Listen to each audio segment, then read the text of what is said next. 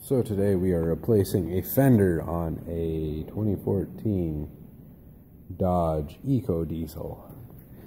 So I'll point out the highlights. That fender was creased in right here.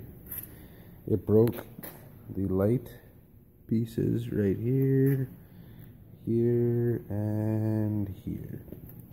So anyway, pushed it in, the light popped out. So you have to pull a little plastic cover deal. Then there's 10mm screws, and then you pop that fender, that grill out.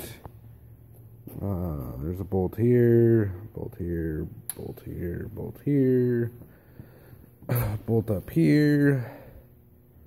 Oh, there's supposed to be a bolt there too, but we shouldn't shut that door, I guess, like that. So. Whoops. Anyway, there's a bolt up here, one right here, and two right down here.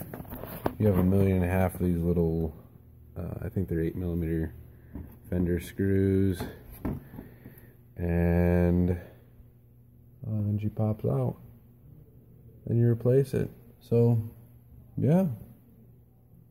Hope that works for you guys. Sorry, couldn't. Oh, then there's one back. There's one that goes over this and then bolts in, and then there's one that goes in through this side. So hope that helps for you guys. So like always, jack of all trades. Yeah, master of none. See you.